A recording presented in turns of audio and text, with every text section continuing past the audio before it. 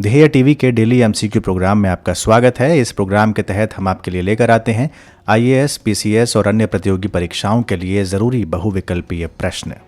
आइए शुरुआत करते हैं आज के इस कार्यक्रम की। पहला प्रश्न है, राष्ट्रीय खाद्य तेल मिशन ऑयल पाम के संदर्भ में कौन सा या कौन से कथन सत्य है? 1. ये वर्तमान में भारत और विश्व में सबसे अधिक खपत होने वाला वनस्पति तेल है। 2. प्रधानमंत्री ने कृषि आय बढ़ाने के लिए पाम तेल उत्पादन की दृष्टि से राष्ट्रीय खाद्य तेल मिशन ऑयल पाम की घोषणा की है। आपके ऑप्शंस हैं ए केवल एक सही, बी केवल दो सही, सी एक और दो दोनों सही, या डी ना तो एक ना ही दो। इसका सही उत्तर है सी एक और दो दोनों सही। हाल ही में प्रधानमंत्री नरेंद्र मोदी ने किसानों की आय को बढ़ाने के लिए पाम तेल उत्पादन से संबंधित इस नई राष्ट्रीय पहल का आरंभ किया है। इस योजना के लिए अगले 5 सालों में लगभग 11,000 करोड़ रुपए का निवेश किया जाएगा। देखा जाए तो भारत में हर साल लगभग 2.5 करोड़ टन खाद्य तेल की खपत होती है, जबकि भारत इस खपत का आधा ही उत्पादन करता है। ऐसे में देश को अपने खाद्य तेल की कमी को पूरा करने के लिए आयात पर निर्भर होना पड़ता है। इस आयात में पाम तेल की हिस्सेदारी कुल खाद्य तेल की आयात की लगभग 55% है। इस योजना के माध्यम से साल 2025-26 तक पाम तेल के घरेलू उत्पादन को 3 गुना बढ़ाकर 11 लाख मीट्रिक टन करने का लक्ष्य निर्धारित किया गया है। प्रश्न संख्या 2, पश्चिमी अफ्रीका के किस देश में मारबर्ग वायरस के पहले मामले की पुष्टि हुई है? आपके ऑप्शंस हैं ए सेनेगल, बी गिनी, सी नाइजीरिया, या डी घाना। इसका सही उत्तर है बी गिनी। हाल ही में पश्चिम अफ्रीका के गिनी देश में अत्यंत संक्रामक एवं घातक वायरस मारबर्ग के पहले संक्रमण की पुष्टि हुई है। यह वायरस इबोला वायरस परिवार से संबंध रखता है, जो रक्तस्रावी बुखार का कारण बनता है। इसका प्रसार चमगादड़ द्वारा किया जाता है और इसमें मृत्यु दर भी 88% से अधिक है। इस वायरस का प्रकोप साल 1967 से अब तक 12 बार देखा जा चुका है, जिसमें से अधिकतर दक्षिणी और पूर्वी अफ्रीका में हुए हैं। इस बुखार के इलाज के लिए कोई विशिष्ट उपचार या अनुमोदित टीका अभी तक उपलब्ध नहीं है, जबकि पीसीआर टेस्ट और एलिजा टेस्ट के माध्यम से इसके संक्रमण का पता लगाया जा सकता है। प्रश्न संख्या 3, अल-मोहेद अल-हिंदी 2021 के संदर्भ में कौन सा या कौन से कथन सत्य हैं? 1. भारत और कुवैत के बीच आयोजित होने वाला ये पहला नौसैनिक अभ्यास है। 2. भारतीय नौसेना के guided missile destroyer INS Kochi ने इस अभ्यास में अपनी क्षमताओं का प्रदर्शन किया है। आपके ऑप्शंस हैं ए केवल कथन एक सही, बी एक और दो दोनों सही, सी केवल कथन दो सही, या डी ना तो एक ना ही दो। इसका सही उत्तर है सी केवल कथन दो सही। भारत और सऊदी अरब, न कि कुवैत यानी सऊदी अरब के साथ, भारत ने अपने बढ़ते रक्षा और सैन्य सहयोग को दर्शाते हुए इस पहले नौसैनिक अभ्यास का आयोजन किया। भारत की तरफ से अल-मोहेद अल-हिंदी 2021 अभ्यास में भारतीय नौसेना के guided missile destroyer INS Kochi ने भाग लिया। यह आयोजन सऊदी अरब के किंग अब्दुल अजीज नेवल बेस में आयोजित किया गया है। गौरतलब है कि ओमान के पास एक मर्चेंट टैंकर पर ड्रोन हमले के बाद से खाड़ी क्षेत्र में तनाव बढ़ रहा था। ऐसे में यह अभ्यास काफ़ी महत्वपूर्ण है। यह द्विपक्षीय अभ्यास इंटरऑपरेबिलिटी को बढ़ाएगा, साथ ही समुद्री सुरक्षा संचालन के लिए एक सामान्य समझ को भी विकसित करेगा। प्रश्न संख्या 4, भारत में सैटेलाइट फोन का इस्तेमाल करने वाला पहला राष्ट्रीय उद्यान कौन सा है? A Jim Corbett National Park, B Kaziranga National Park, C Saddle Peak National Park, या डी बांधवगढ़ नेशनल पार्क। इसका सही उत्तर है बी काजीरंगा राष्ट्रीय उद्यान।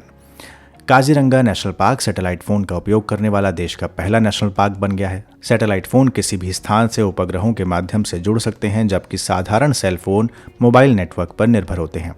ऐसे में ये सैटेलाइट फोन वन कर्मियों के लिए शिकारियों पर नियंत्रण कसने और अन्य कोई आपात स्थिति से निपटने में काफ़ी मददगार साबित हो सकते हैं।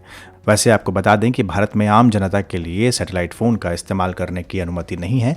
जहां तक बात काजीरंगा की है तो ये भारत के उत्तर पूर्वी असम राज्य में स्थित है। इस पार्क को साल 1974 में राष्ट्रीय उद्यान घोषित किया गया था। साथ ही 1985 में ये वर्ल्ड हेरिटेज साइट बना था। इस राष्ट्रीय उद्यान से नेशनल हाईवे 37 होकर गुजरता है तथा एक सींग वाले गैंडे के लिए ये नेशनल पार्क दुनिया भर में प्रसिद्ध है।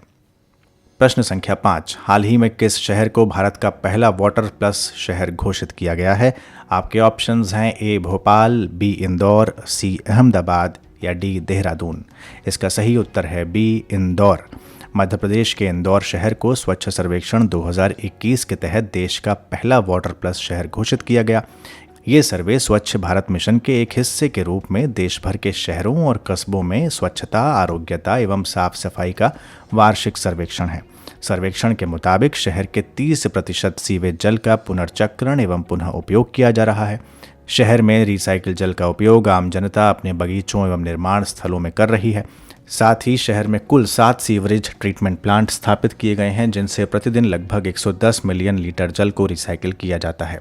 वैसे उल्लेखनीय है कि इंदौर शहर ने लगातार देश के सबसे स्वच्छ शहर के रूप में भी प्रसिद्धि प्राप्त की है। प्रश्न संख्या 6। हाल ही में प्रधानमंत्री ने वाहन स्क्रैप नीति का शुभारंभ किया। इस नीति के संदर्भ में कौन से कथन सत्य हैं? 1. वाहन स्क्रैप नीति अनुपयुक्त और प्रदूषण पैदा करने वाले वाहनों को चरणबद्ध व पर्यावरण अनुकूल तरीके से हटाने में मदद करेगी। 2. इस नीति का शुभारंभ महाराष्ट्र में आयोजित निवेशक शिखर सम्मेलन के दौरान किया गया। आपके ऑप्शंस हैं ए केवल 1 सही, बी केवल 2 सही, सी 1 और 2 दोनों सही, या डी न तो 1 न ही 2। इसका सही उत्तर है ऑप्शन ए केवल कथन 1 सही।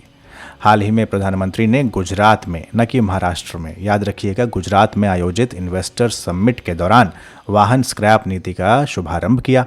वाहन स्क्रैपेज के बुनियादी ढांचे की स्थापना के लिए निवेश आकर्षित करने के उद्देश्य से इस समिट का आयोजन किया गया।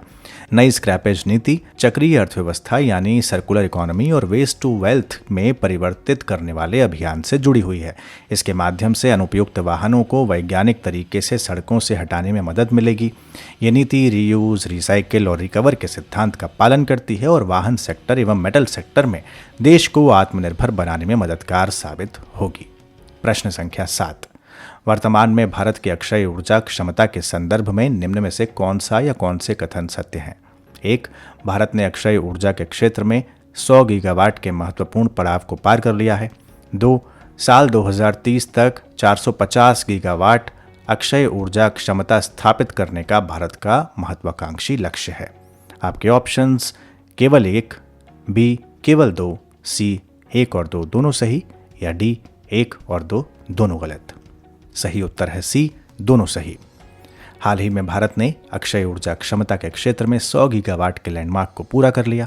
अगर इसमें हाइड्रो पावर यानी जल विद्युत परियोजनाओं को भी हम जोड़ लें तो ये ऊर्जा क्षमता 146 गीगावाट हो जाती है। उल्लेखनीय है कि भारत आज स्थापित अक्षय ऊर्जा क्षमता के मामले में 4थे स्थान पर, जबकि सौर ऊर्जा के मामले में 5वें स्थान पर और पवन ऊर्जा उत्पादन में 4थे स्थान पर कायम है। इसके अलावा भारत ने 2030 तक 450 गीगावाट अक्षय ऊर्जा क्षमता स्थापित करने का महत्वाकांक्षी लक्ष्य को बढ़ाया है। प्रश्न संख्या 8। निर्भय क्रूज मिसाइल के संदर्भ में कौन सा या कौन से कथन सत्य हैं? 1. DRDO द्वारा तैयार यह भारत की पहली स्वदेशी प्रौद्योगिकी क्रूज मिसाइल है। 2. इसकी रेंज 2000 किलोमीटर है। आपके ऑप्शंस हैं ए केवल कथन 1 सही, बी केवल कथन 2 सही, सी 1 और 2 दोनों सही, या डी न तो 1 न 2। इसका सही उत्तर है ए केवल कथन 1 सही। हाल ही में DRDO ने ओडिशा के चांदीपुर में एकीकृत परीक्षण रेंज से मध्यम दूरी की सबसोनिक निर्भय क्रूज मिसाइल का सफल परीक्षण पूरा किया। निर्भय मिसाइल भारत की पहली स्वदेशी प्रौद्योगिकी क्रूज मिसाइल है। इसकी रेंज 1000 किलोमीटर है तथा ये 2 चरणों वाली मिसाइल है। इस मिसाइल से ज़मीन से कम 50 मीटर ऊपर और अधिकतम 4 किलोमीटर ऊपर तक का टारगेट ध्वस्त किया जा सकता है। स्वदेशी बूस्टर इंजन के साथ मिसाइल का ये पहला सफल परीक्षण था। प्रश्न संख्या 9। हाल ही में जारी बुजुर्गों के लिए जीवन की गुणवत्ता सूचकांक में बुजुर्ग आबादी वाली राज्यों की एक श्रेणी में कौन सा राज्य शीर्ष पर रहा? ए राजस्थान, बी हरियाणा, सी सिक्किम, या डी केरल। इसका सही उत्तर है ए राजस्थान। हाल ही में प्रधानमंत्री की आर्थिक सलाहकार समिति ने बुजुर्गों के लिए जीवन के गुणवत्ता सूचकांक को जारी किया। ये सूचकांक इंस्टीट्यूट फॉर कॉम्पिटिटिवनेस द्वारा तैयार किया गया है। यह ऐसे मुद्दों पर प्रकाश डालता है जिनका सामना अक्सर बुजुर्गों को करना पड़ता है, परंतु आम जीवन में उनका उल्लेख कम मिलता है। ये रिपोर्ट भारतीय राज्यों में आयु बढ़ने के क्षेत्रीय पैटर्न की पहचान करके देश में आयु बढ़ने की समग्र स्थिति का आकलन करती है। उल्लेखनीय है कि भारत में 2011 की जनगणना के अनुसार बुजुर्गों की आबादी कुल आबादी का लगभग 7.5% है और आज का अंतिम प्रश्न, प्रश्न संख्या 10, हाल ही में चर्चा में रहे उमार अल बशीर के संबंध में निम्नलिखित में से कौन सा कथन सत्य है? आपके ऑप्शंस हैं: ए, ये मध्यकालीन फारसी लेखक हैं जिन्होंने इंडो ईरानी सभ्यता पर विस्तार से लिखा है। बी, ये तुर्की के एक महान वास्तुकार हैं जिन्होंने विश्व प्रसिद्ध द ब्लू मॉस्क्यू का डिज़ाइन तैयार किया था। सी, इनका संबंध ईरान के न्यूक्लियर एनर्जी कार्यक्रम से जुड़ा हुआ है। या डी, ये अफ्रीकी देश सूडान के तानाशाह रहे हैं जिनका संबंध दारफुर संघर्ष से जुड़ा हुआ है। इसका सही उत्तर है डी, ये अफ्रीकी देश सूडान के तानाशाह रहे हैं। उमार अल बशीर सूडान के तानाशाह रहे हैं जिन्हें हाल ही में अंतर्राष्ट्रीय आपराधिक न्यायालय को सौंपने का फैसला किया गया है। उल्लेखनीय है कि ये अंतर्राष्ट्रीय आपराधिक न्यायालय पिछले 1 दशक से भी अधिक समय से अल बशीर को सूडानी क्षेत्र में नरसंहार, युद्ध अपराधों और मानवता के खिलाफ अपराधों के लिए तलब कर रहा था। दारफुर संघर्ष के बारे में बात करें तो साल 2003 में बशीर की अरबी समुदाय के प्रभुत्व वाली सरकार के खिलाफ गैर अरब विद्रोहियों ने हथियार उठा लिए थे, जिसके बाद सूडान के दारफुर क्षेत्र में सरकार और गैर अरब विद्रोहियों के बीच युद्ध छिड़ गया था। संयुक्त राष्ट्र के अनुसार इस संघर्ष में लगभग 3 लाख लोग मारे गए और 25 लाख से ज़्यादा लोग विस्थापित हुए थे। तो ये था आज का डेली MCQ। आप मुझे बताइए कि आपके कितने प्रश्न सही हुए और प्रश्नों की प्रकृति आपको कैसी लगी, यानी कि प्रश्न सेटिंग का जो ये पैटर्न है ये आपको कैसा लगा। क्या प्रश्न ज़्यादा कठिन थे, ज़्यादा आसान थे या इजी टू मॉडरेट थे? जो भी आपके मन में विचार है इस कार्यक्रम को लेके ज़रूर कमेंट बॉक्स में मुझे बताएं। जल्द हाजिर होंगे। आप ध्येय टीवी के कार्यक्रम देखते रहिए। इस चैनल को सब्सक्राइब करना ना भूलें। धन्यवाद।